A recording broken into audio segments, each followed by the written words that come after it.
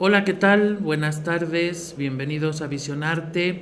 Y bueno, pues ya estamos en la semana de Navidad, ni más ni menos. Hoy es 23, ¿verdad? 23 de diciembre, todavía no es Navidad. Mañana tampoco es Navidad, el 24. Mañana es la víspera de Navidad, pero todavía no, porque bueno, pues la fiesta realmente del nacimiento de Jesús es el día 25. El día 24, desde siempre, es la Nochebuena, que bueno, pues es la vigilia, podríamos decir, por eso nos reunimos en las noches, en familia, se cena, etcétera, porque bueno, pues estamos esperando a que a partir de las 12 de la noche pues ya sea Navidad y bueno, pues darnos nuestra felicitación porque pues nace el Salvador del mundo, que no es ni más ni menos que Jesucristo, ¿no? Hay que hacer una referencia también aquí, una connotación: no nace Jesucristo, nace Jesús. Jesucristo es un apelativo que se le da después porque Cristo significa ungido, que quiere decir pues el rey del universo, ¿no? Entonces es un apelativo que se le da después de la resurrección. El Jesús histórico es el que nace, pues bueno, nosotros lo ponemos el día 25 de diciembre, cuando nace Jesús, ¿no? Pero bueno, pues por ejemplo, la Iglesia Ortodoxa, pues ellos, por el cambio de los calendarios del juliano, el gregoriano, etcétera, ellos celebran la fiesta de la Navidad el día 6-7 de enero. Entonces nosotros esos días, sobre todo el 6, celebramos la Epifanía de Jesús, y luego pues ya viene el bautismo posteriormente. Los ortodoxos lo celebran junto, tanto el día 6 como el día 7. Entonces, para los ortodoxos, los que son de rito oriental, pues ellos celebran la Navidad el día 6 de enero. Claro, siempre ha habido un problema en cuanto a la fecha. Yo sé que muchos han oído decir que realmente Jesús no nació el 25 de diciembre, y no están de todo pues equivocados, ¿no? Puesto que bueno, pues no hay ningún evangelio, sobre todo los que más hablan de la infancia de Jesús, porque los otros dos no hablan tanto de la infancia de Jesús, porque realmente no era importante para el mensaje que se quería transmitir. Pues los evangelios que hablan son dos sinópticos. Acuérdense de que los evangelios son cuatro, los canónicos. Luego están los evangelios apócrifos, que también hacen alguna referencia, pero los evangelios canónicos son cuatro: Mateo, Marcos, Lucas y Juan. Los sinópticos, que son tres de los cuatro evangelios que se copian unos a otros, ¿no? El más antiguo es Mateo, luego viene Marcos y luego viene Lucas, que es el más moderno y es el más extenso. Luego Juan no es sinóptico porque él habla a nivel teológico, tiene otros intereses a la hora de poder pues expresar o escribir o difundir la buena noticia. Evangelio significa buena noticia. Entonces no hay en ninguno de los tantos sinópticos, estos tres, Mateo, Marcos y Lucas, como en el Evangelio de Juan, no hay ninguna fecha. Entonces, al no tener fechas, pues lo que nosotros, o la Iglesia Católica, lo que hace es, bueno, pues hacer una serie de cálculos, fiarse mucho en la tradición, también muchas veces retomar fiestas de otras culturas, ¿no? Como de la cultura romana, porque al fin y al cabo la Iglesia Católica es la Iglesia romana, y bueno, pues va poniendo sus fechas importantes en la Iglesia. Las fiestas antiguamente importantes dentro del mundo católico o del mundo cristiano no eran más que, en un primer momento, la celebración de los domingos, porque domingo quiere decir el día del Señor, ya desde antigüedad, de la antigüedad de la Iglesia, y bueno, pues se reunían los domingos únicamente para partir el pan, es decir, para la Eucaristía, hacer una conmemoración de la última cena de Jesús, y bueno, posteriormente pues ya se añaden cosas teológicas y filosóficas, como pueden ser la transustanciación, de que el vino se convierte en sangre, de que el pan se convierte en carne, etcétera, etcétera, ¿no? Pero la fiesta principal era que los cristianos se reunían en comunidad a orar y a partir el pan los domingos. Muy pegadito a eso, la fiesta importante o la fiesta más importante dentro del mundo cristiano es la resurrección de Jesús, ¿no? ¿Eso cuándo pasa? Eso pasa el domingo de Pascua. Es la fiesta más importante. Lo que son, actualmente son 3 días, ¿no? El jueves, viernes y el sábado, que ya pues es la víspera de la resurrección, la gran fiesta. Y bueno, pues ahí se narra la pasión, muerte y resurrección de Jesús. Si Jesús hubiera muerto en la cruz y no hubiera resucitado, la iglesia cristiana no hubiera aparecido, la iglesia cristiana no hubiera existido, porque lo principal es que una persona muerta en una cruz después de haber padecido, pues resucita, ¿no? Resucita a la vida y asciende al cielo. Entonces, esto es lo fundacional, ¿no? Lo principal de la iglesia cristiana. Ya en el siglo II, en el siglo III y en el siglo IV es cuando se empieza a pensar, bueno, si Jesús pues fue una persona histórica, tendría que haber nacido, ¿no? Entonces se empieza a investigar y hay aquí 2 versiones, ¿no?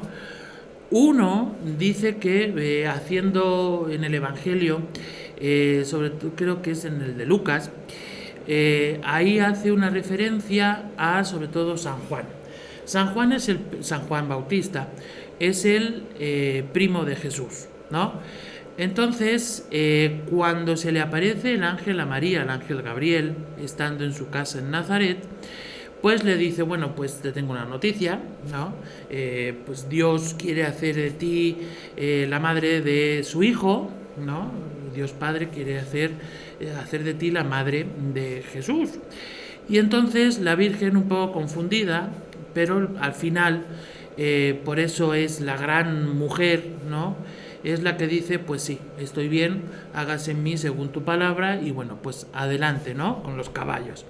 Entonces, pues queda embarazada por obra del Espíritu Santo, y además el ángel Gabriel le dice, ahí tienes a tu prima Isabel, que bueno, pues ya está embarazada, a pesar de haber sido estéril, o de no tener, no haber podido tener hijos, pues ahí tienes a tu prima que está embarazada de 6 meses.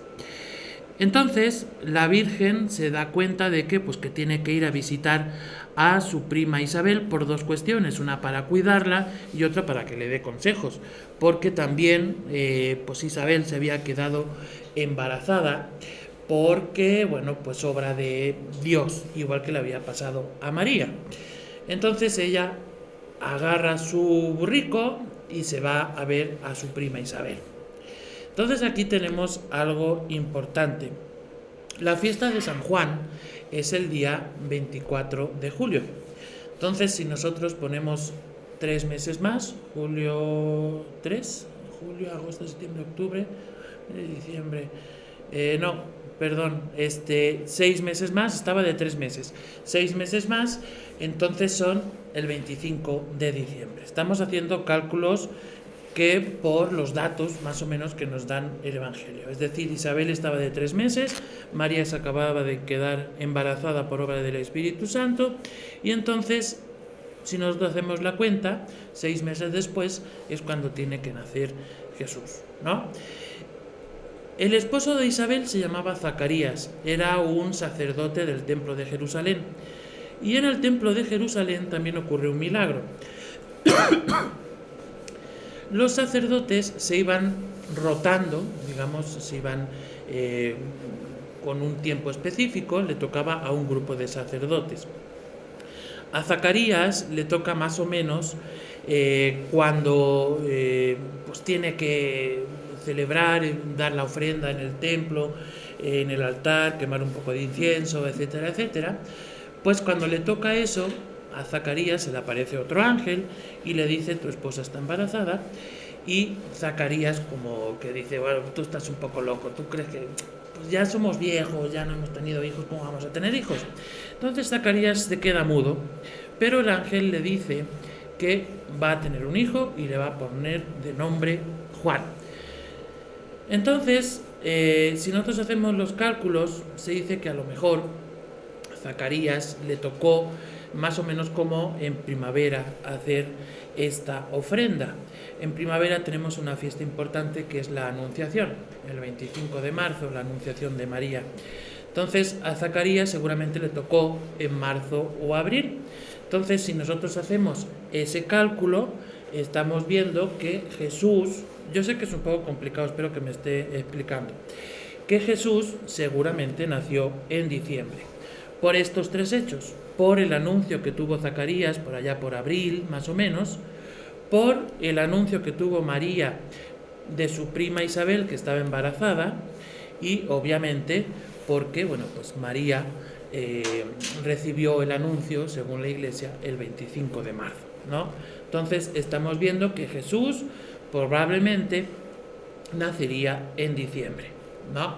Sin embargo, hay otra teoría que dice: hay hechos que nosotros estamos viendo, como por ejemplo la estrella de Belén, como por ejemplo la adoración de los magos, que no se corresponde con que Jesús naciera en diciembre. Desde siempre, en la transhumancia, en la ganadería, antiguamente los pastores no es como ahora que tenían sus ovejas en los corrales, etcétera. No, ellos durante toda primavera, cuando empezaba a crecer la hierba después del invierno, primavera y más mediados de verano, pues estaban los pastores en los montes, pues llevando sus ovejas. En Belén no había muchas ovejas, había más cabras, era más caprina, ¿no? Un poco el pastoreo. Y entonces, si nosotros vemos que los pastores, incluso actualmente los más rústicos, podemos decir, todavía llevan sus ovejas en primavera-verano, Jesús no podría nacer en invierno. En invierno, ¿por qué no? Porque, bueno, pues en otoño empiezan a caerse las hojas, empieza a escasear un poco la vegetación, las plantas ya no crecen, los animales no tienen que comer y se tienen que estabular estos animales, es decir, meterlos en sus corrales y alimentarlos con paja, ¿no? Entonces, si en el Evangelio de Lucas se nos pone que los pastores fueron a adorar a Jesús, entonces no corresponde con la fecha de invierno porque no habría pastores en Belén, ¿no? Entonces también los astrólogos que han hecho cálculos y todo esto dicen que pues esta estrella, que no sabes si es una conjunción de planetas, que si es un asteroide, que si es no sé qué, vamos, yo ahí no me meto porque no tengo idea, no ocurrió en diciembre, sino que ocurrió a finales de la primavera, principios de verano. Entonces, haciendo sus cálculos, dicen, es posible que Jesús naciera más o menos en la primavera. Pero bueno, si nosotros nos apegamos más al Evangelio, con esto que les expliqué de Zacarías, de Isabel y de María, pues haciendo cálculos matemáticos, pues si esto ocurrió en tal, si esto ocurrió en tal mes, si ya estaba María de unos mesecitos, pero su prima Isabel ya tenía otros meses de embarazada, vamos haciendo el cálculo y nos da el 25 de diciembre. Ya teniendo ese cálculo, de ahí empiezan todas las fiestas, además del año, ¿no? Porque, bueno, pues la fiesta principal, que ahí se suspenden todas las fiestas, caiga cuando caiga, es la Pascua, que es la primera luna llena de primavera. Por eso va cambiando, ¿no?, la fiesta de la Pascua. De todo esto que les comenté es solamente una introducción, porque vamos a hablar de la Natividad de Jesús, viendo los evangelios que nos lo narran, que es Mateo y Lucas, ¿no?, que son los evangelios sinópticos que hacen referencia al nacimiento de Jesús. Marcos empieza desde la vida pública de Jesús, después de 30 años. Juan no le importa nada la infancia, a él le importa narrar los hechos desde que Jesús va caminando hacia Jerusalén, donde va a encontrar la muerte. También es importante dentro de los evangelios el contexto social donde se escriben. Porque, por ejemplo, Mateo, que es el evangelio más antiguo, él le interesa, siendo judío, que el pueblo de Israel, o sea, todos los judíos, sepan que verdaderamente Jesús es el Mesías. Es una figura importante para el pueblo de Israel, puesto que desde siempre, desde su fundación, habían esperado un Salvador, un Mesías, con diferentes connotaciones. A lo mejor pensaban que era un Mesías guerrero, que era alguien que les iba a liberar de la opresión, otro que los iba a acercar a Dios Padre, otro que les iba a devolver en libertad la tierra prometida, en fin, con diferentes connotaciones. Entonces, a Mateo le interesa escribir al pueblo judío. Por eso aparece, por ejemplo, la huida a Egipto, que ya veremos lo que es.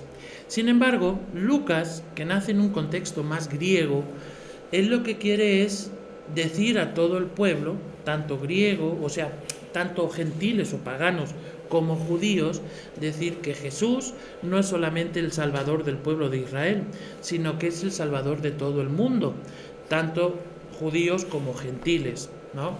Entonces, él siendo griego, de hecho los evangelios se escriben en griego, y bueno, pues Lucas dicen que era médico, ¿no? Era una persona bastante sabia, pues bueno, él escribe en griego y le interesa decir a todos los pueblos que Jesús es el Mesías. Por eso aparecen los Reyes Magos, por eso aparece en la adoración de los pastores, y vamos, también es importante decir que Jesús, a pesar de ser de Belén, a pesar de haber nacido en Belén, pues él se va a vivir a Nazaret, porque para el pueblo de Grecia o para los gentiles, pues realmente Belén no era un lugar importante.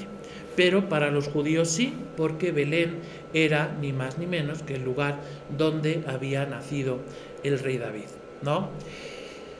Pero también es importante, por ejemplo, decir que en el Evangelio de Lucas hay una genealogía de Jesús, ¿no? Jesús, su padre es José, el padre de José es Jacob, etcétera, etcétera, etcétera, hasta llegar a Abraham.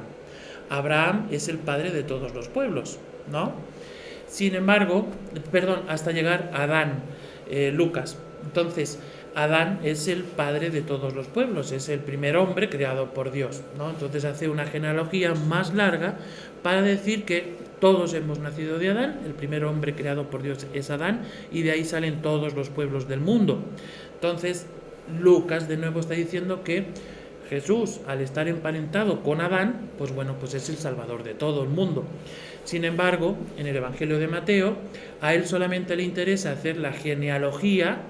Jesús, su padre es José, el padre de José es Elí, aquí cambia el nombre, etcétera, etcétera, etcétera, hasta llegar a el profeta Abraham.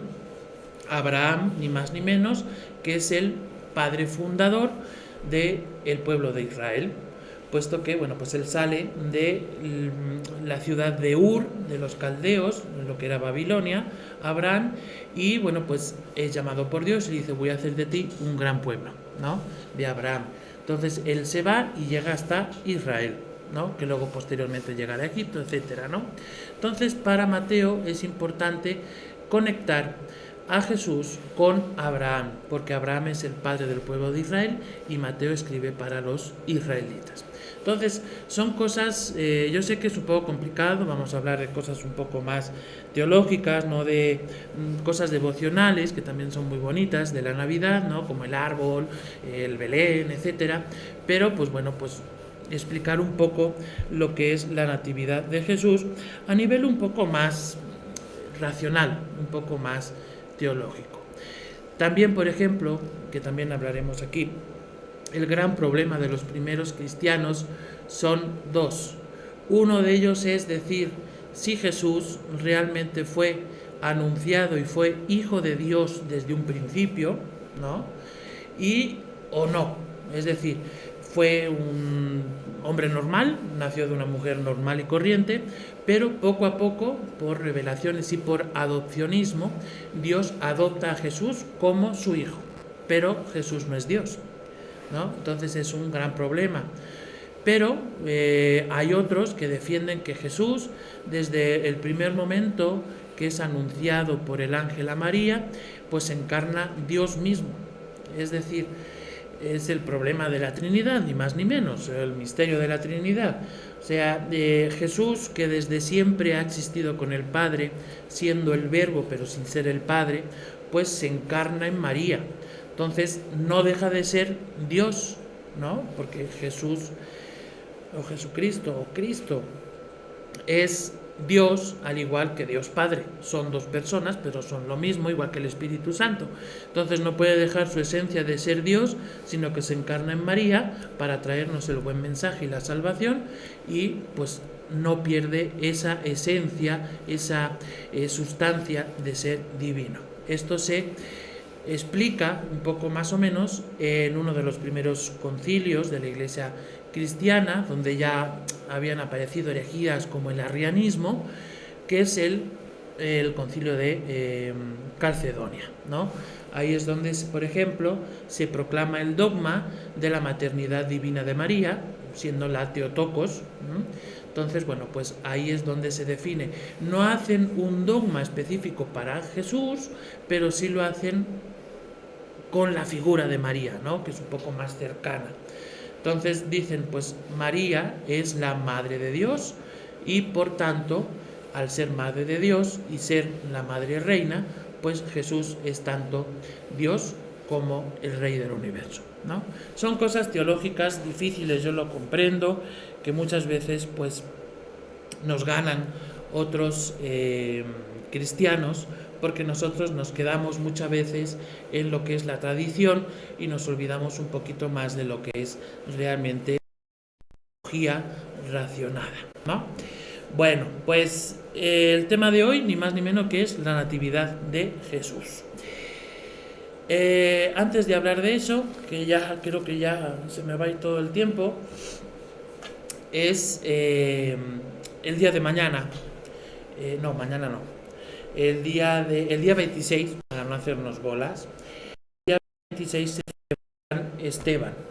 San Esteban es el protomártir, es el primer mártir de la Iglesia. San Esteban era un jovencito que era de allá de Jerusalén. Algunos dicen que era amigo de Pablo, otros dicen que era amigo de otros apóstoles. Pero bueno, la cuestión es que era diácono. Diácono en aquella época no era el que iba a hacer una celebración de la palabra, como hoy día, ¿no? El diácono era quien asistía a los pobres, quien manejaba un poco la economía, quien también pues enseñaba un poco los hechos de Jesús, etc.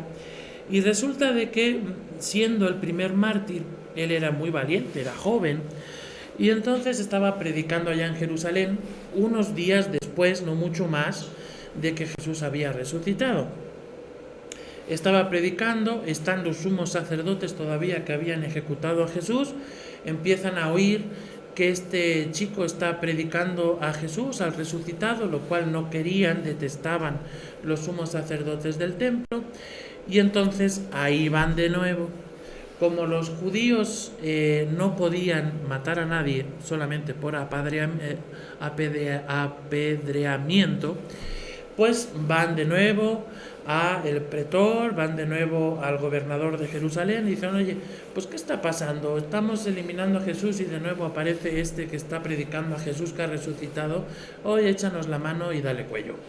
Sin embargo, ya les dijeron que nada, que ya habían matado a Jesús y que de este no se iban a hacer cargo. Entonces los sumos sacerdotes van donde está predicando Esteban y bueno, pues se dan cuenta de que aquel seguía en sus 13. Le dicen, ya cállate porque te vas a meter en problemas. Sin embargo, Esteban dice que no, que él va a seguir predicando a Jesús, que él había resucitado, etcétera, etcétera. Y es ahí mismo cuando los sumos sacerdotes dicen, bueno, pues si tú dices que Jesús es el Hijo de Dios, pues ten cuidado con lo que te puede pasar. Hay una discusión, Esteban sigue predicando y de momento agarran las piedras y se las lanzan hasta que lo matan, ¿no? Lo matan por lapidación. Entonces, San Esteban, que es el protomártir, qué día mejor que celebrarlo una vez que Jesús ya ha nacido, ¿no? Entonces, por eso se celebra el día 26 de diciembre. Es un santo muy importante porque es el primer mártir de la historia. Por eso se le llama San Esteban protomártir, ¿no? De ahí van a surgir todos los mártires de la Iglesia, como van a ser todos los apóstoles y los primeros cristianos. Los primeros cristianos van a ser matados o ejecutados por el Imperio Romano, y San Esteban tiene la suerte, digamos, que es condenado por los mismos que condenaron a Jesús. Bueno, después de esto vamos a seguir con el tema de la Natividad de Jesús. Yo a veces me da mucha pena, ¿no? La gente ya no sabe cómo hablar, porque dicen que las fiestas decembrinas, que felices fiestas, que las fiestas blancas, que luego dicen que la fiesta del equinoccio de invierno, en fin, estamos dando toda la vuelta, pero ahora, eso sí, cuando llega el Ramadán decimos feliz Ramadán a todos los musulmanes, no vaya a ser que se ofendan los pobres, ¿no? O cuando llega el Hanukkah, que también es ahorita, ¿no? Pues dicen feliz Hanukkah, no vaya a ser que los judíos pues se ofendan, ¿no? Pero no nos atrevemos, siendo católicos o cristianos, no nos atrevemos a decir feliz Navidad, porque si decimos Navidad estamos haciendo referencia a la Natividad de Jesús y oye, se pueden ofender todos los demás que no son cristianos. Bueno, pues ni modo, lo siento. O sea, si yo vengo aquí y celebran el 15 de septiembre, pues digo, bueno, pues es la independencia de México, yo siendo español, pero pues me gusta la comida, me gusta la fiesta, me gusta el baile, pues que viva México, ¿no? Pues es lo mismo. Si están en un país cristiano, saben a dónde emigran, saben a dónde van a ir, pues ni modo, lo siento mucho, te adaptas a lo que hay. Tú, si eres musulmán, si eres judío, si eres ateo, si eres X, pues ni modo, aunque seas minoría, pues tú síguele rezando a Alá, a Jehová o a quien tú quieras, ¿no? Pero en el contexto donde tú estás es la Navidad. Hay un dicho muy popular y muy sabio que dice, donde fueres, haz lo que vieres. Pues ni modo, si te ponen un árbol de Navidad y te ponen un Belén, pues tú te callas, ¿no? Ni modo, pero tú a lo mejor en tu casa, pues pones, no sé, una estrella de David, o pones un candelabro de 7 brazos, o pones una estera para rezarle a Alá, y cada uno en su casa que haga lo que quiera, ¿no?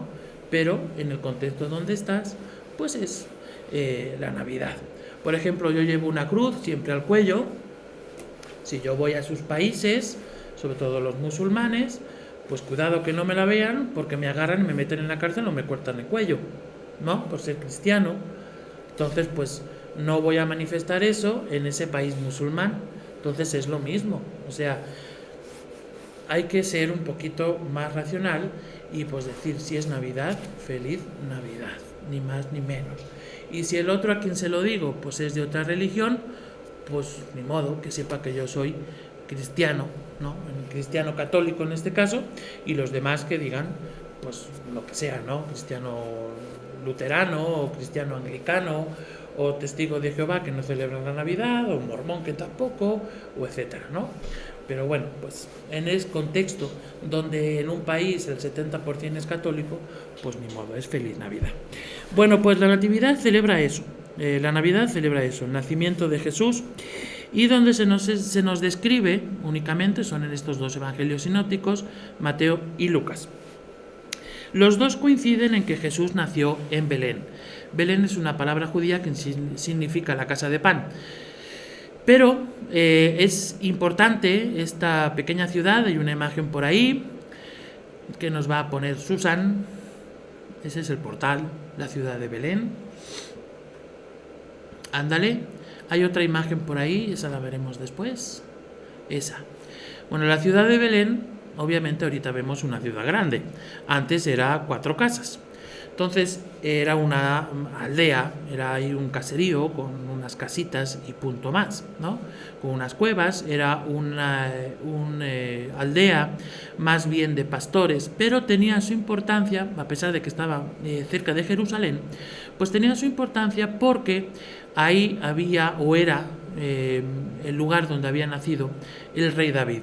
El rey David es muy importante, por eso hay muchas representaciones en que se pone el tronco de Jesé, que es el padre de David, representando un árbol genealógico donde aparece David y al final aparece como el gran fruto, pues Jesús, ¿no? Bueno, pues por eso tiene su importancia. Los dos, tanto el Evangelio de Mateo como el Evangelio de Lucas, dice que es posible, o seguramente, ha nacido Jesús en Belén. La madre de Jesús, pues obviamente, como todos sabemos, es María, y el padre de José, como todos sabemos, de Jesús, se llama José. El José, que luego hablaremos de él la semana que viene, José no es el padre biológico de Jesús, es el padre adoptivo. Muchos dicen el padre putativus, ¿no? Yo sé que suena feo, pero bueno, pues así es como le decían antiguamente. Quien le da a Jesús lo material, ¿no? La carne, pues es María. Quien lo engendra, pues es Dios Padre, ¿no? A través del Espíritu Santo. Como ya les dije, bueno, pues no tenemos una fecha exacta. Por eso la Iglesia Católica lo celebramos el 25 de diciembre y en la Iglesia Ortodoxa se celebra el día 6-7 de enero. Aquí hay, como siempre lo ha habido entre las dos grandes iglesias, es que todos los orientales se rigen por el calendario juliano, ¿no? Y toda la Iglesia o todo Occidente, actualmente prácticamente todo el mundo, se rige por el calendario gregoriano. Aquí hay un desfase de días y de años.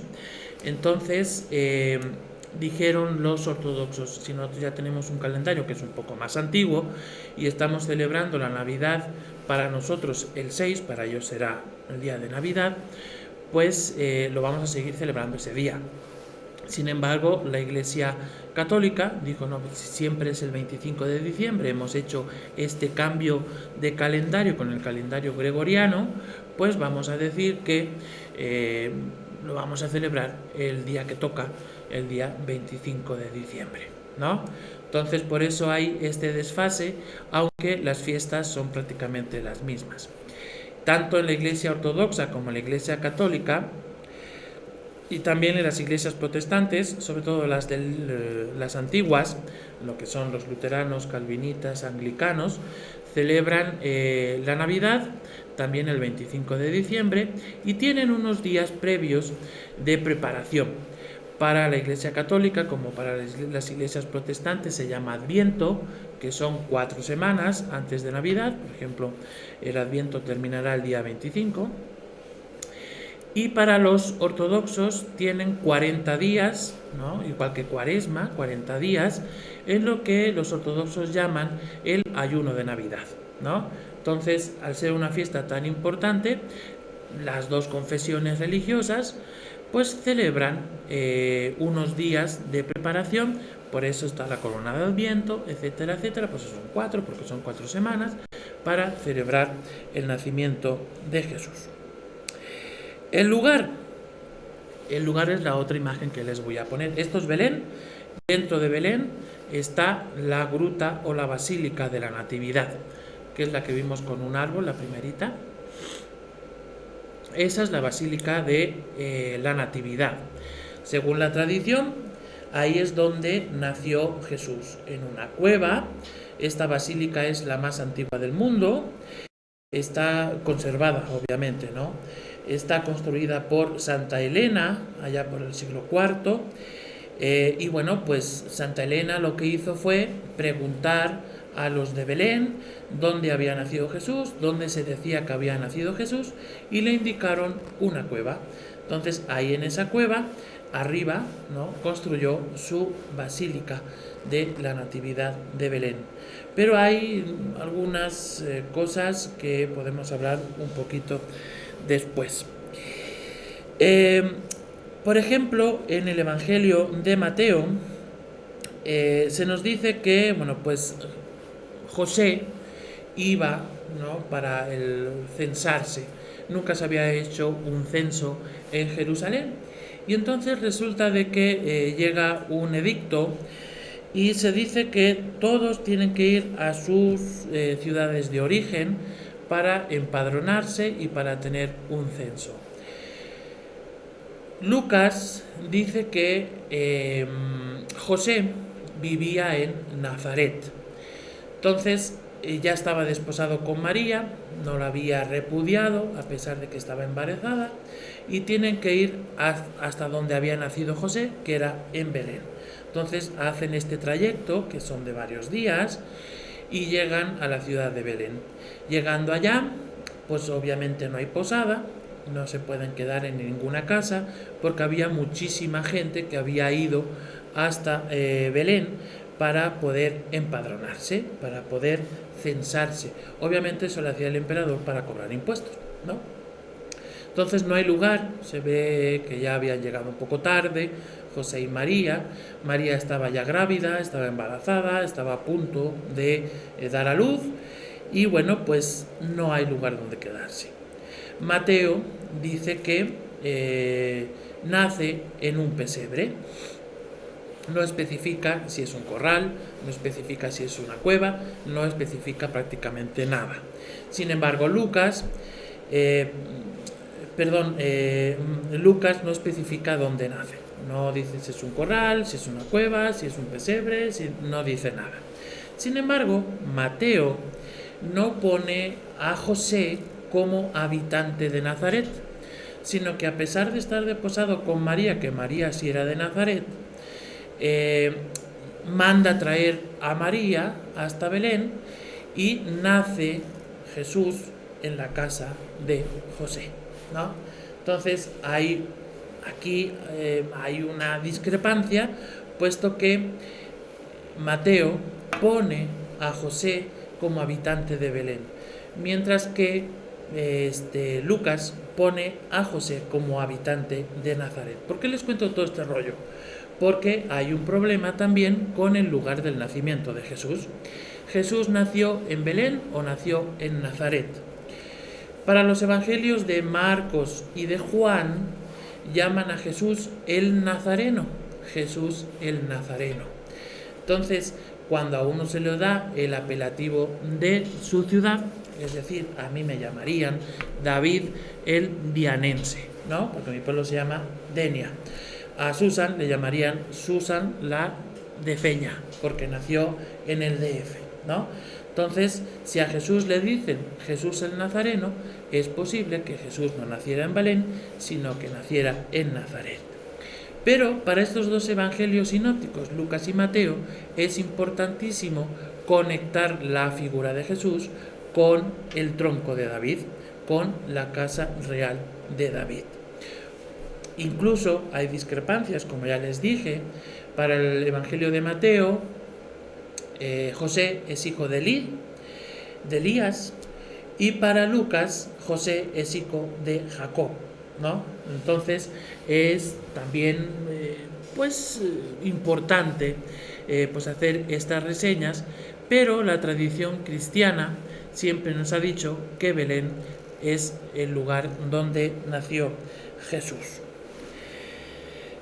Hay también, por ejemplo, textos del siglo II de los evangelios apócrifos donde se dice que Jesús nació en Belén.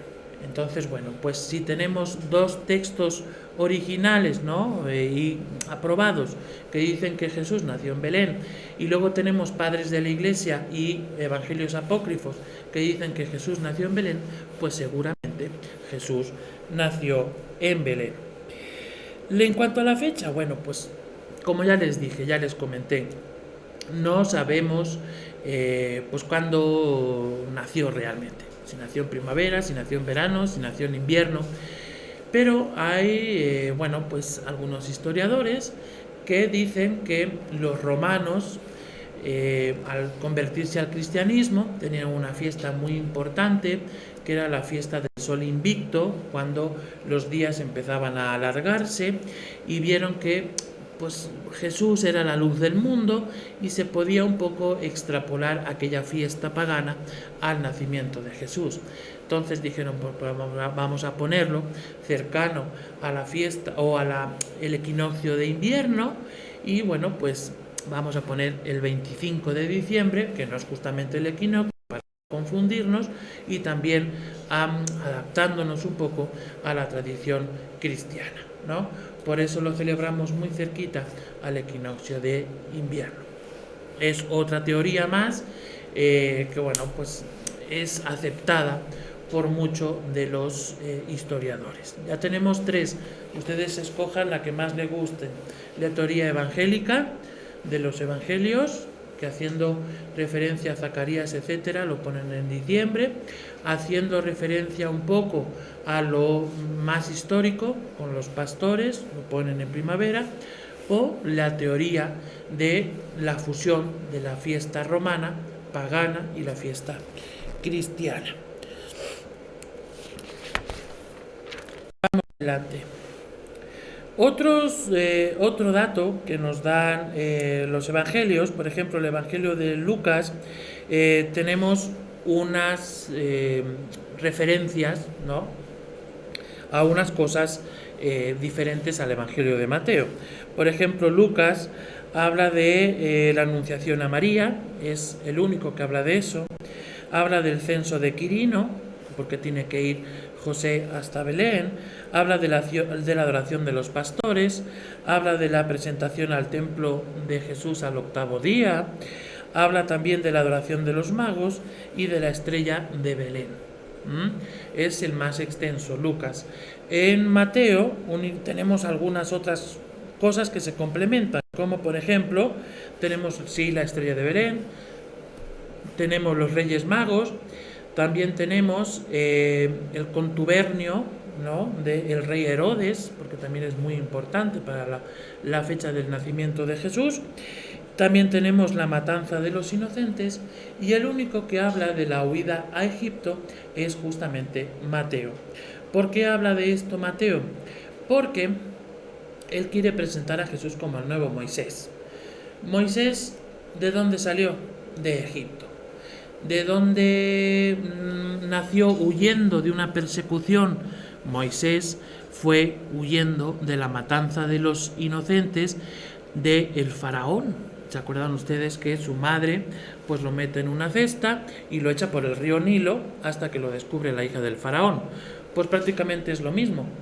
Ya siendo bebé, Moisés es perseguido. Jesús, naciendo en Belén, es perseguido por el rey Herodes, ¿no? Entonces, ¿a dónde tiene que ir? A donde nació Moisés, a Egipto.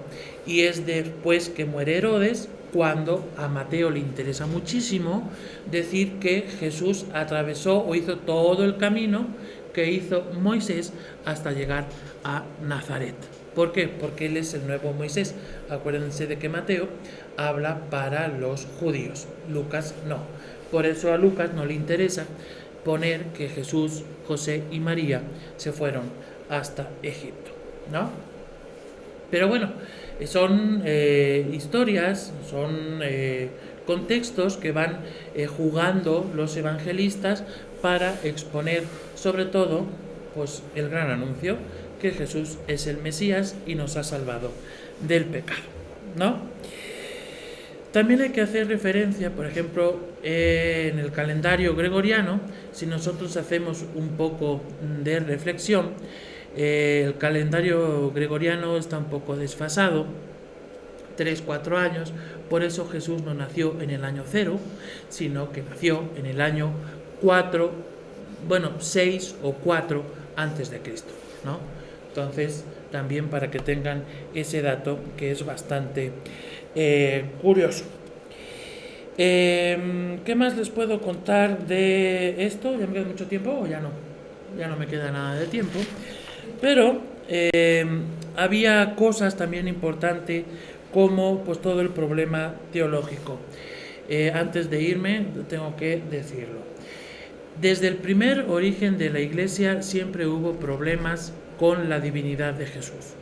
Siempre hubo. Porque había unas corrientes que decían, Jesús, o defendían la tesis de la hipostasis. ¿Eso qué quiere decir? Que hay dos naturalezas. Ok, todos aceptamos que en Jesús hay dos naturalezas, la humana y la divina. Pero unos, que eran los monofisitas, decían que solamente había una naturaleza, ya fuera divina o ya fuera material, ¿no? Entonces, esto va en contra, es una herejía, el monofisismo, esto va en contra de la doctrina cristiana. En Jesús, en María, dentro de María, a la hora de engendrar a Jesús, están las dos naturalezas, la humana y la divina. No se pueden separar, ¿no? Y luego había otros que defendían, ya hemos dicho que en Jesús hay dos naturalezas, pero es miafisita, es decir, están las dos juntas, o el movimiento nestorianismo, del nestorianismo, que dicen que son separadas.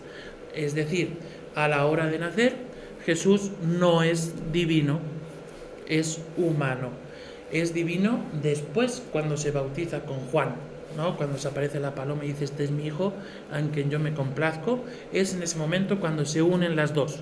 Sin embargo, en la tradición católica cristiana siempre se ha dicho que es desde el primer momento del nacimiento de Jesús están las dos naturalezas, la divina y la humana, ¿no?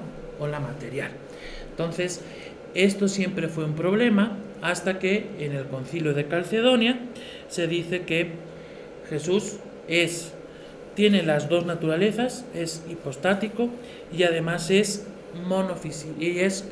miafisista, es decir, en el momento del nacimiento tiene las dos naturalezas y estas dos naturalezas no se pueden separar.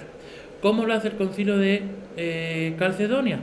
Ni más ni menos que proclamando a María como Madre de Dios. Entonces, si ella es Madre de Dios, es porque dentro de su seno ya está Dios engendrado, que se celebra el día 1 de enero. Ya me alargué mucho, yo sé que son cosas a lo mejor muchos datos, ¿no? Para pensar, en fin, son cosas teológicas interesantes. Y pues aquí lo vamos a dejar porque la semana que viene les voy a hablar de un personaje súper olvidado que es el pobre San José. Aquí nos vemos la semana que viene para hablar sobre San José en Visionarte por Conéctate en Línea. Los criterios expresados